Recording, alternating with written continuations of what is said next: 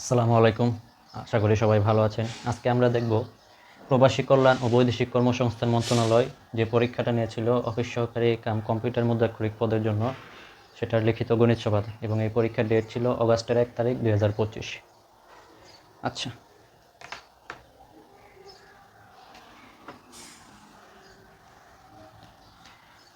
10 নম্বর অঙ্ক।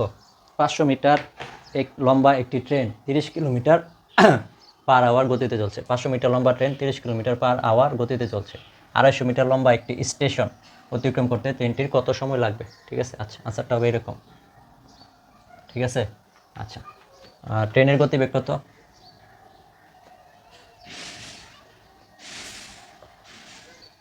ট্রেনের গতিবেগ হচ্ছে 30 কিলোমিটার পার আওয়ার। এটাকে আমরা মিটার পার সেকেন্ডে কনভার্ট করি। ঠিক আছে। তাহলে মিটার পার সেকেন্ডে কনভার্ট করতে হলে 5/18 দ্বারা গুণ করতে হয়। ঠিক আছে, মিটার পার সেকেন্ডে। এটা আপনাদের জানা থাকতে হবে। যে কোনো অঙ্কে কিলোমিটার পার আওয়ারকে যদি আপনারা মিটার পার সেকেন্ডে কনভার্ট করতে চান, তাহলে এই 5/18 দ্বারা গুণ করতে হবে। ঠিক আছে। আচ্ছা, তাহলে এখানে কত আসবে? 2 দিয়ে ভাগ দিই। 9 দুগুণে 18, 15 দুগুণে 30, 3 তিরিকা 9, 3 পাঁচা 15, 5 পাঁচা 25/3 মিটার পার সেকেন্ড। ঠিক আছে। আচ্ছা, ট্রেনটির গতিবেগ আমরা মিটার পার সেকেন্ডে পাচ্ছি 25/3। ঠিক আছে। আচ্ছা, এখানে মোট দূরত্ব কত? ট্রেনটির দৈর্ঘ্য হচ্ছে 500 মিটার, আর স্টেশনটা দৈর্ঘ্য হচ্ছে 250 মিটার। ঠিক আছে। তাহলে টোটাল দূরত্ব ট্রেনটিকে অতিক্রম করতে হবে কত? 500 + 250। ঠিক আছে। সুতরাং মোট দূরত্ব অতিক্রম করতে হবে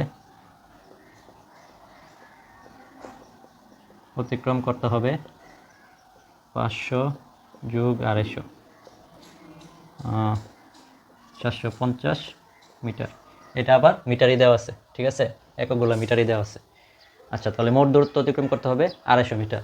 প্রথমে হচ্ছে ট্রেনের নিজের দূরত্ব প্লাস স্টেশনের দূরত্ব, এই দুইটা দূরত্ব অতিক্রম করতে হবে। ঠিক আছে, দুইটা দূরত্ব অতিক্রম করতে হবে। ঠিক আছে, ট্রেনটি কত মিটার সময় লাগবে? আচ্ছা, তো 25/3 টোটাল কত সময় লাগবে? এখানে কি চাইছে? সময়। তাহলে আপনাকে সময়টা পিছনে লিখতে হবে। ঠিক আছে। তাহলে 25/3 মিটার দূরত্ব যায় কয় সেকেন্ডে? এই যে মিটার পার সেকেন্ড না, সেজন্য 1 সেকেন্ডে। ঠিক আছে, 25/3 মিটার দূরত্ব যায় 1 সেকেন্ডে। তাহলে 1 মিটার দূরত্ব যায় 25/3 মিটার দূরত্ব যায় 1 সেকেন্ডে। তাহলে 1 মিটার দূরত্ব যায় বেশি সেকেন্ডে, তাই না? কম সেকেন্ডে। তাহলে উপরে হচ্ছে 3, নিচে হচ্ছে 25 সেকেন্ড। ঠিক আছে। আবার 750 মিটার দূরত্ব যায় বেশি সেকেন্ডে। তাহলে কি আসতেছে? 3/25 × 750, 5 পাঁচা 25, 5 ওকে 5, 2 25, 5 পাঁচা 5, 15 75, 0 3 0। তাহলে 3 তিরিকা 9, 90 সেকেন্ড। ঠিক আছে। তাহলে ট্রেনটির দূরত্ব অতিক্রম করতে কত লাগবে? 90 সেকেন্ড। এটাকে আপনারা আবার ইয়াতেও কনভার্ট করতে পারবেন, মিনিটেও কনভার্ট করতে পারবেন। মিনিটে কত? 60 সেকেন্ড। যদি 1 মিনিট হয়, 1 মিনিট হয়, তাহলে এটা কত হবে? 60 1 মিনিট। এটা আপনাদের ইচ্ছা, না করলে হবে 1 মিনিট 30 সেকেন্ড। হয় এটা আপনার আনসার দিবেন, না পারলে অথবা এটাও দিতে পারেন, দুইটা একই কথা। ঠিক আছে। তাহলে 750 মিটার দূরত্ব অতিক্রম করতে ট্রেনটির সময় লাগবে 90 সেকেন্ড অথবা 1 মিনিট 30 সেকেন্ড। আচ্ছা, আমরা নেক্সট ম্যাথে চলে যাই।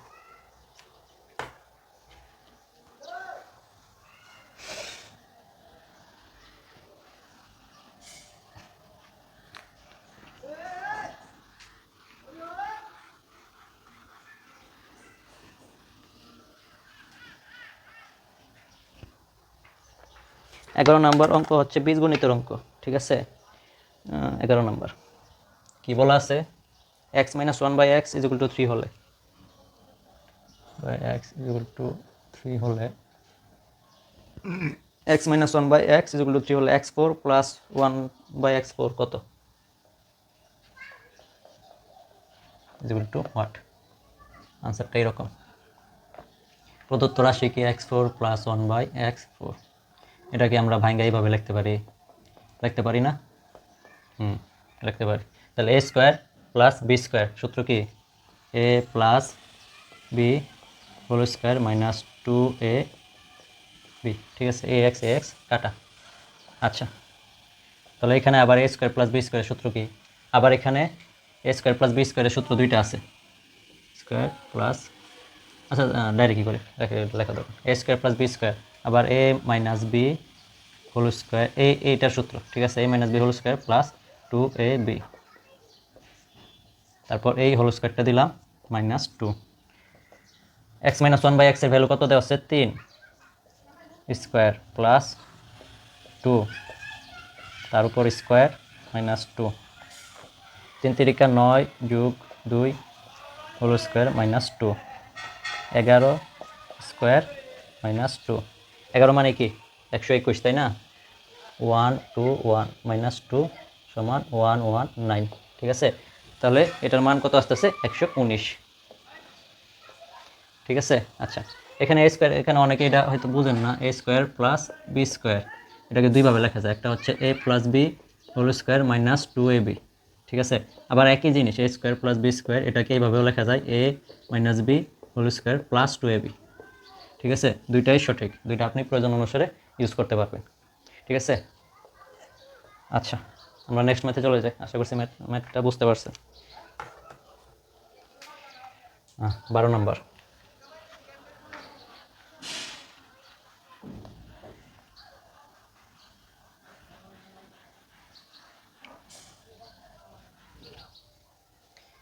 একটি দ্রব্য 378 টাকায় বিক্রয় করলে, একটি দ্রব্য 378 টাকায় বিক্রয় করলে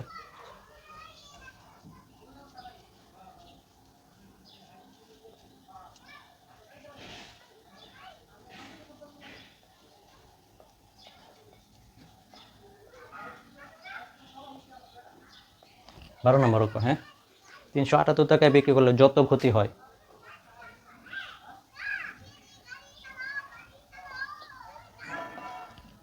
যত ক্ষতি হয় 450 টাকায় বিক্রি করলে তার 3 গুণ লাভ হয়।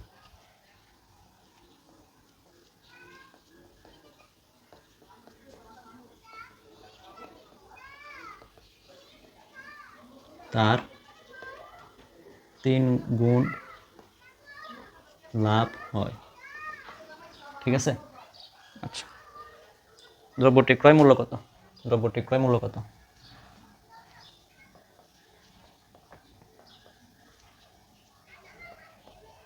আচ্ছা, এটার আনসারটা হবে এরকম। আমরা কি জানি, লাভ সমান বিক্রয় মূল্য বিয়োগ বিয়োগ ক্রয় মূল্য, হ্যাঁ, অর্থাৎ আপনার যখন লাভ হবে তখন বিক্রয় মূল্য বেশি হবে এবং ক্রয় মূল্য কম হবে, ঠিক আছে। আচ্ছা, মনে করি ক্রয় মূল্য হচ্ছে x টাকা, ক্রয় মূল্য আমরা কত ধরলাম? x টাকা। সুতরাং সমীকরণটা ডাইরেক্ট এভাবে লিখে পারবেন। আচ্ছা, একটি দ্রব্য 378 টাকায় বিক্রি করলে যত ক্ষতি হয়, ঠিক আছে, 378 টাকায় বিক্রি করলে যত ক্ষতি হয়। আচ্ছা, এক্সটাকে আমরা কি ধরছি? ক্রয় মূল্য। এক্সটাকে আমরা কি, আচ্ছা আমি সমান চিহ্ন দিই, আগে একটা সমান চিহ্ন দিই, আর দ্বিতীয় শর্তে আগে আসি। 450 টাকায় বিক্রি করলে তা 3 গুণ লাভ হয়। 450 টাকায় বিক্রি করলে তার 3 গুণ লাভ হয়। আচ্ছা, তো লাভ সমান কি?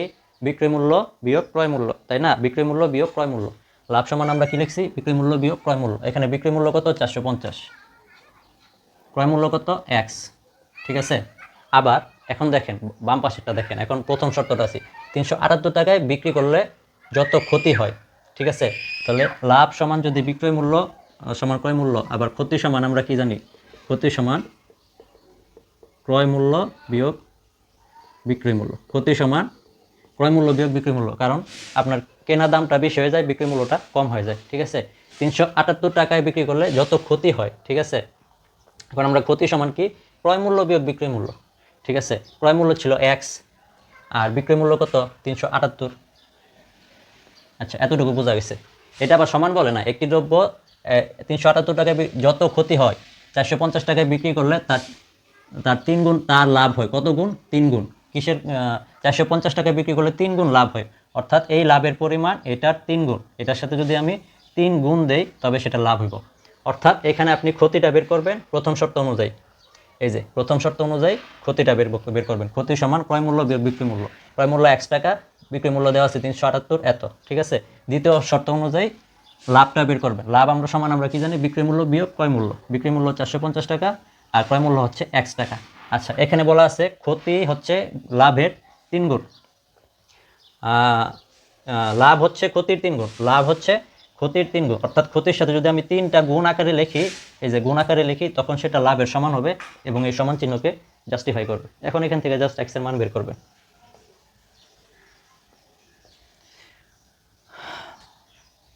থ্রি এক্স মাইনাস 324 4, হাতে আছে 2, 3 7 21, 22 23, 23 3, হাতে আছে 2, 3 3 9, 10 11, ঠিকই তো আছে। 1 1 3 3 4, হ্যাঁ গুণফল ঠিকই আছে। আর 450 বিয়োগ এক্স। আচ্ছা, এক্সগুলোকে একসাথে রাখি আর সংখ্যাগুলো এক পাশে নিয়ে যাই। 1 3 4, 4x 4, 5 3 কত 8, 4 আর 1 5 আর 1 1584।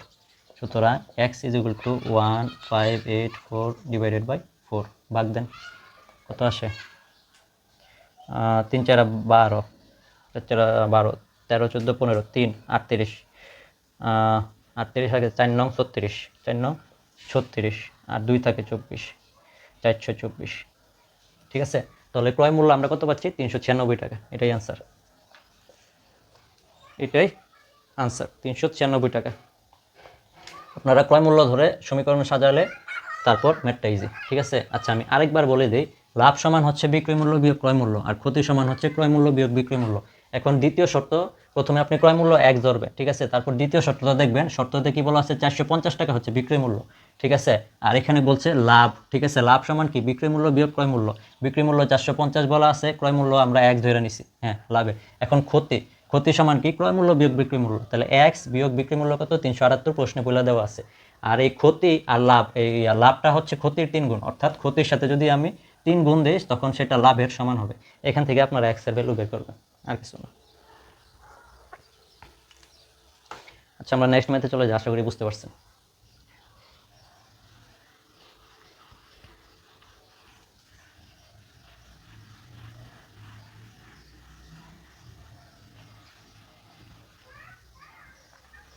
একটি শ্রেণীতে যতজন ছাত্র আছে প্রত্যেকে তত টাকা করে দিলে, একটি শ্রেণীতে যতজন ছাত্র আছে, 13 নম্বর অঙ্ক।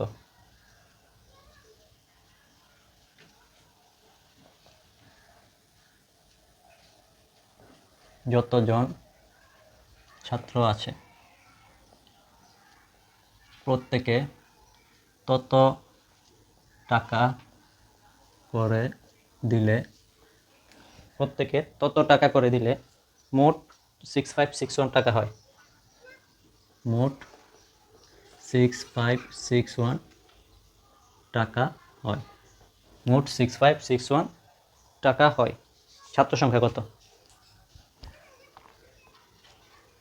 ছাত্র সংখ্যা কত?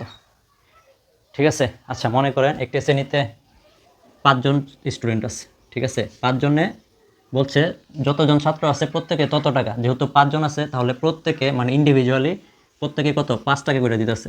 5 5 5 5 5, 1টা 2টা 3টা 4টা 5টা, 5টা 5 হবে, ঠিক আছে। এটাকে আমরা এভাবে লিখতে পারি, ঠিক আছে। 5 × 5, 5 5 কত? 25। আর এখানে যোগফল দেন, যোগফল কত আসবে? 25 আসবে, ঠিক আছে। আচ্ছা, এখন আমি মনে করি, মেইন আনসারে যাই। মনে করি ছাত্র সংখ্যা, ঠিক আছে, ছাত্র সংখ্যা হচ্ছে 1 জন, ঠিক আছে।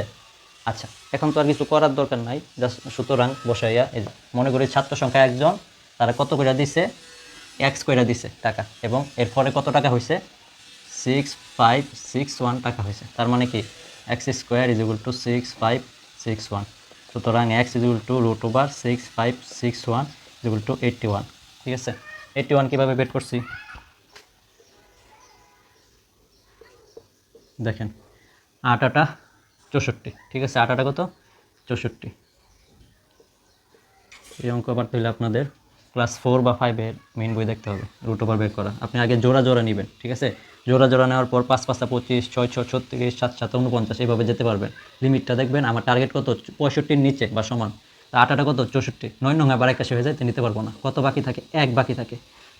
8 দুগুণা কত, এটার সাথে 2 গুণ দেবেন, 8 দুগুণা কত 16, ঠিক আছে, 8 দুগুণা 16। এখন এই নিচে এটাকে নিচে নামে আনবেন 161, ঠিক আছে। এখন এটার সাথে যদি আমি 1 গুণ দিয়ে দিই, 16-র সাথে যে 1 বসাই দিই, ঠিক আছে, এখানে যদি আমি 1 বসাই দিই তো 161 মিলে যেতেছে, ঠিক আছে, 161 মিলে যেতেছে। তাহলে 6561-এর বর্গমূল হচ্ছে 161, সরি 81, ঠিক আছে, 6561-এর বর্গমূল হচ্ছে 81। তাহলে এটাই আনসার। অর্থাৎ ওই শ্রেণীতে ছাত্র সংখ্যা হচ্ছে 81 জন। আর এটা আপনাদের বেসিক, এটা যদি না বুঝে থাকেন, এটার বেসিক হচ্ছে ভাই ক্লাস 4 বা 5-এর। আপনি ওই 4 বা 5-এর ম্যাথ অঙ্ক একটু দেখে নিয়ে, কোন চ্যাপ্টার আমার ঠিক মনে আসতেছে না। তো আজ এতটুকুই, ইনশাল্লাহ নেক্সট ভিডিওতে দেখা হবে অন্য কোনো লিখিত গণিত সমাধান নিয়ে। ততক্ষণ পর্যন্ত গুড বাই, আসসালামু আলাইকুম।